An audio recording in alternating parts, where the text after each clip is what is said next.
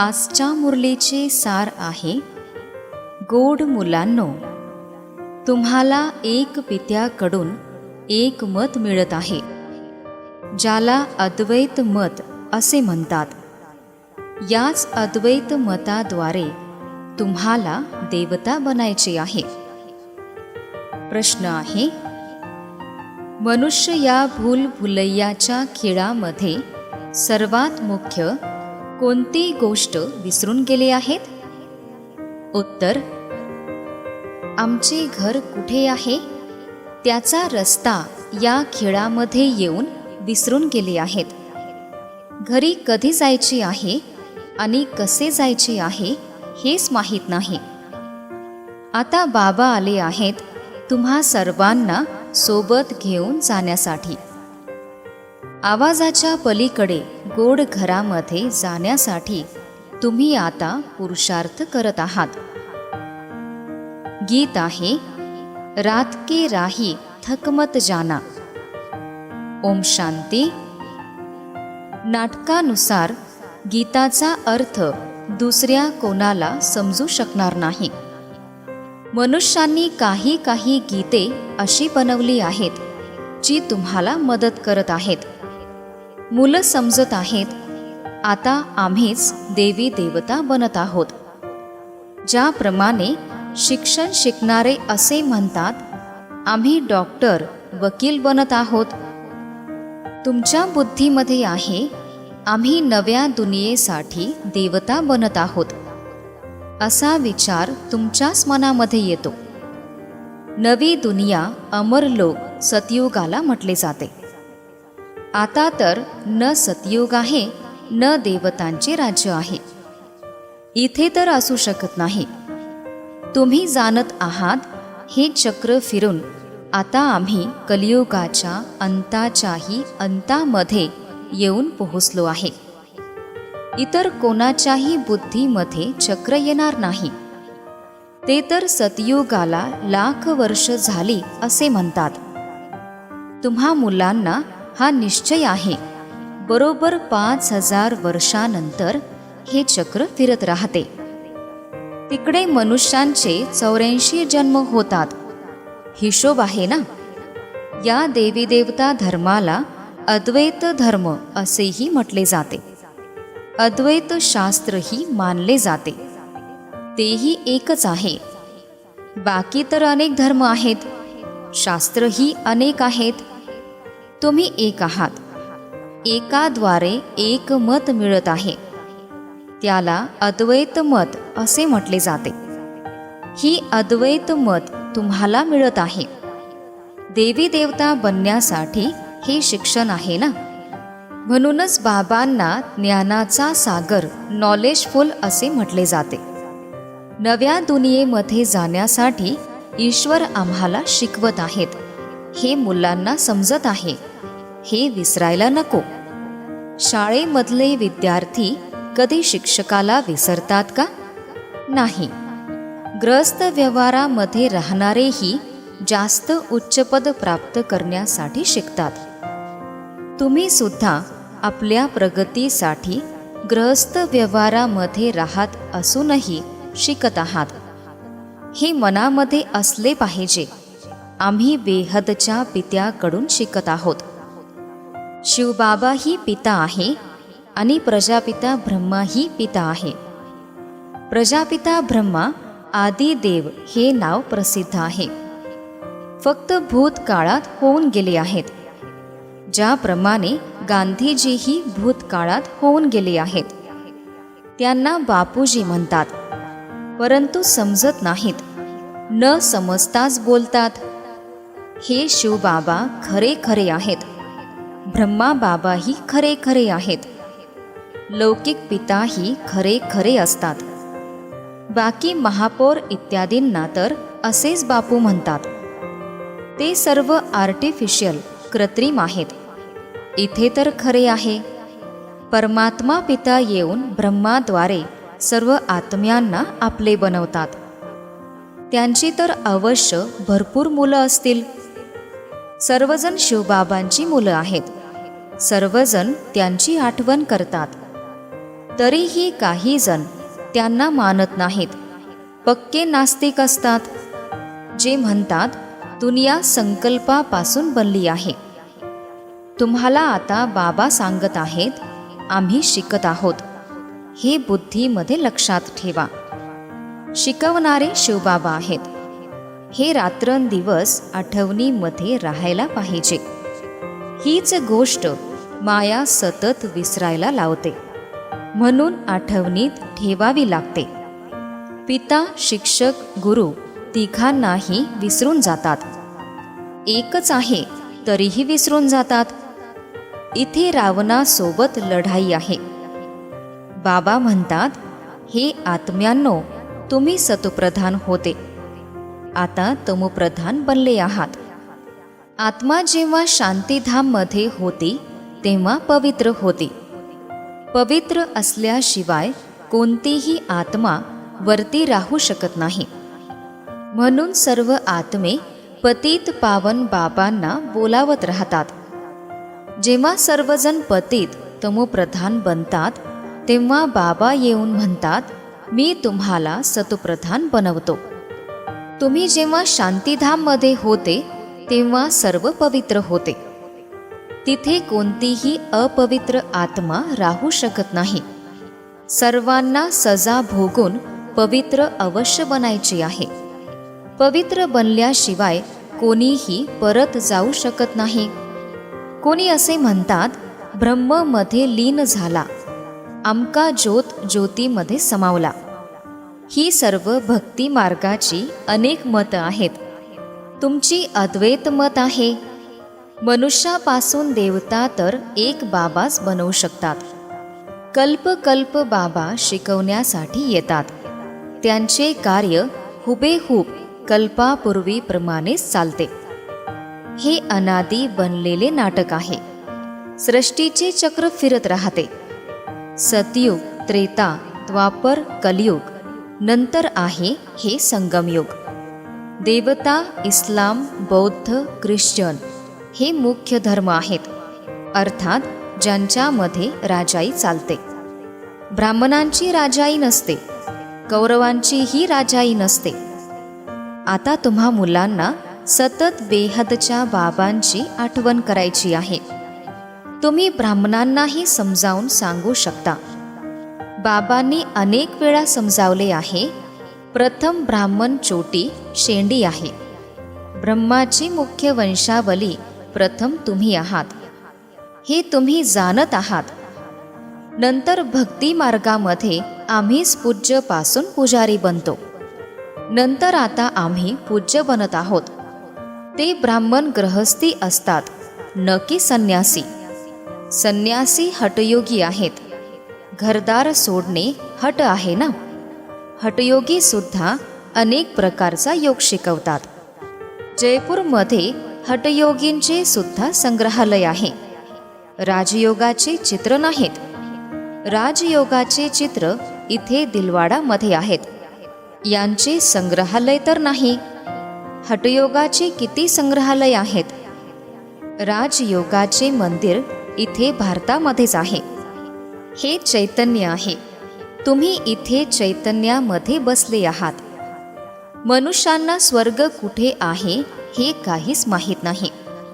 दिलवाडा मंदिरामध्ये खाली तपस्या करण्यासाठी बसले आहेत. जसेच्या तसे प्रतीक यादगार बनवले आहेत.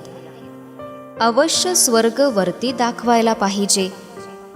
मनुष्याला असे वाटते की स्वर्ग वरती आहे. हे तर चक्र फिरतच राहते. अर्ध्या कल्पानंतर स्वर्ग खाली निघून जाईल. पुन्हा अर्ध्या कल्पानंतर स्वर्ग वरती येईल. याचे आयुष्य किती आहे हे कोणालाही माहीत नाही. बाबांनी तुम्हाला संपूर्ण चक्र समजावले आहे. तुम्ही ज्ञान घेऊन वरती जाता. चक्र पूर्ण होते. पुन्हा नव्याने चक्र सुरू होईल. हे बुद्धीमध्ये चालायला पाहिजे. ज्याप्रमाणे ते शिक्षण घेत असतात तेव्हा बुद्धीमध्ये सर्व पुस्तक इत्यादी आठवणीत राहतात ना. हे सुद्धा शिक्षण आहे. हे भरपूर असायला हवे, विसरायला नको. वृद्ध, तरुण, छोटी मुलं सर्वांना हे शिक्षण शिकण्याचा अधिकार आहे. फक्त अल्फ परमात्म्याला जाणायचे आहे. अल्फला जाणल्यानंतर पित्याची संपत्ती पण बुद्धीमध्ये येईल. जनावराच्याही बुद्धीमध्ये मुलं इत्यादी सर्व राहतात. जंगलामध्ये गेले तरीही घर आणि वासरे आठवणीमध्ये राहतात, स्वतः शोधून येतात. आता बाबा म्हणतात, मुलांनो, मामेकम, माझी आठवण करा आणि घराची आठवण करा, जिथून तुम्ही भूमिका बजावण्यासाठी आले आहात. आत्म्याला आपले घर खूप आवडते. किती आठवण करत राहतात, परंतु रस्ता विसरले आहेत. तुमच्या बुद्धीमध्ये आहे, आम्ही खूप दूर राहतो, परंतु तिथे कसे जायचे असते, आम्ही का जाऊ शकत नाही, हे काहीच माहीत नाही. म्हणून बाबांनी सांगितले आहे, भूलभुलैयाचा खेळही बनवतात. जिथे जातो तिथे दरवाजा बंद होतो. आता तुम्ही जाणत आहात, या लढाईनंतर स्वर्गाचा दरवाजा उघडतो. या मृत्यूलोकामधून सर्वजण जातील. एवढे सर्व मनुष्य क्रमवार कर्मानुसार आणि भूमिकेनुसार जाऊन राहतील. तुमच्या बुद्धीमध्ये या सर्व गोष्टी आहेत. मनुष्य ब्रह्मतत्वामध्ये जाण्यासाठी किती प्रयत्न करतात. आवाजाच्या पलीकडे जायची आहे. आत्मा शरीरामधून निघून गेल्यावर आवाज राहत नाही.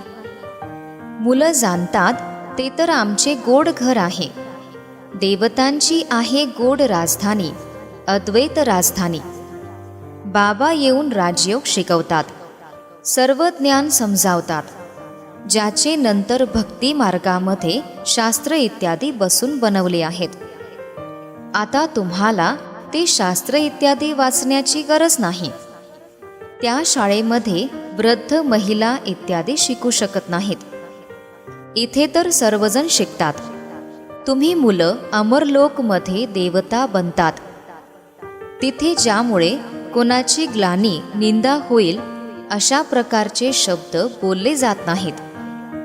आता तुम्ही जाणत आहात, स्वर्ग होऊन गेला आहे, त्याची महिमा आहे. किती मंदिरं बनवतात. त्यांना विचारा, लक्ष्मीनारायण केव्हा होऊन गेले आहेत, काहीही माहीत नाही. आता तुम्ही जाणत आहात, आम्हाला आपल्या घरी जायचे आहे. मुलांना समजावले आहे, ओमचा अर्थ वेगळा आहे आणि हम सो हमचा अर्थ वेगळा आहे. त्यांनी परत सो हम सोचा अर्थ एकच केला आहे. तुम्ही आत्मा शांतीधामची राहणारी आहात.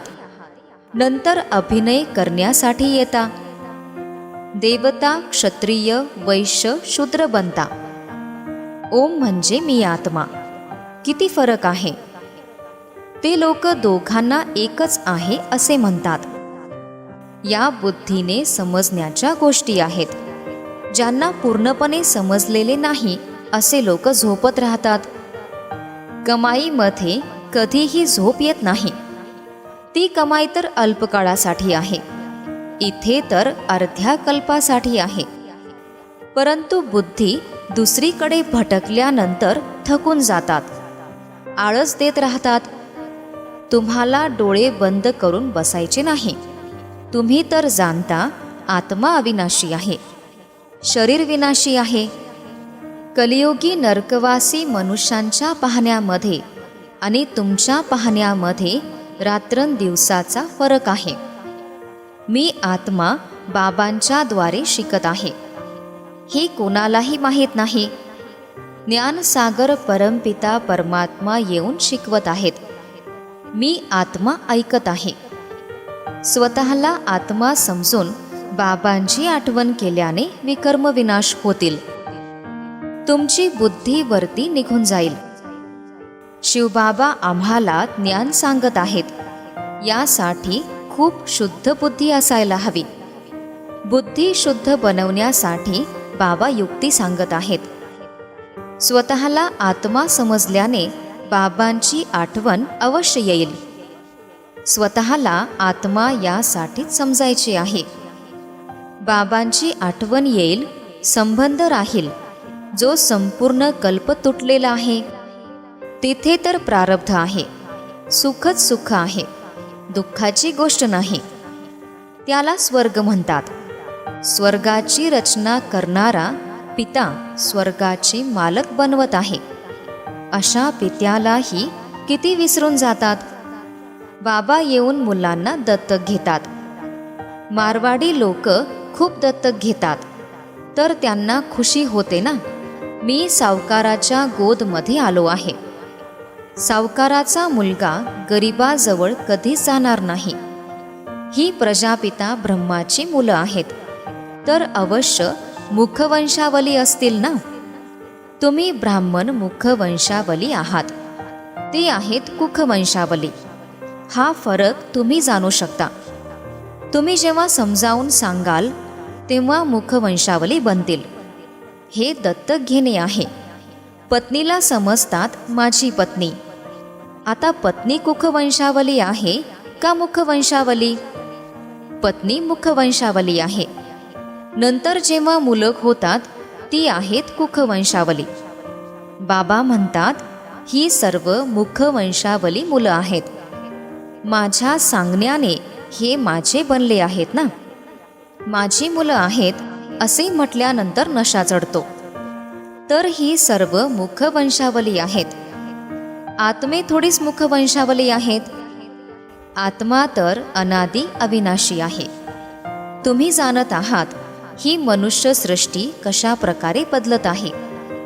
मुद्दे पॉइंट्स तर मुलांना खूप मिळतात. तरीही बाबा म्हणतात दुसरे काही धारणा होत नसेल, मुख चालत नसेल, तर तुम्ही बाबांची आठवण करत राहा. तर तुम्ही भाषण इत्यादी करणाऱ्यांपेक्षाही उच्चपद प्राप्त करू शकता. काही वेळा भाषण करणारे सुद्धा वादळामध्ये खाली घसरतात. ते घसरले नाहीत, बाबांची आठवण करत राहिले तर उच्चपद प्राप्त करू शकतात. सर्वात जास्ती जे विकारांमध्ये घसरतात ते 5व्या मजल्यावरून खाली पडल्याने त्यांची हाडेही तुटतात. देह अभिमान 5वा मजला आहे. काम विकार 4था मजला आहे. नंतर उतरत येतात. बाबा म्हणतात काम महाशत्रू आहे. बाबा आम्ही खाली घसरलो असेही लिहितात. क्रोधासाठी आम्ही खाली घसरलो असे म्हणत नाहीत. काळे तोंड केल्याने खूप घाव बसतो. नंतर दुसऱ्याला काम महाशत्रू आहे असे म्हणू शकत नाहीत. बाबा सतत समजावून सांगतात वाईट दृष्टीला खूप सांभाळायचे आहे. सतयुगामध्ये निवस्त्र होण्याची गोष्टच नाही. वाईट नजर जात नाही. दृष्टी पवित्र बनते. ते पवित्र राज्य आहे. ही दुनिया खूप खराब आहे. आता तुमच्या आत्म्याला पवित्र नेत्र मिळत आहेत, जे 21 जन्म काम करतात. तिथे कोणीही खराब बनत नाहीत. मुख्य गोष्ट बाबा समजावत आहेत.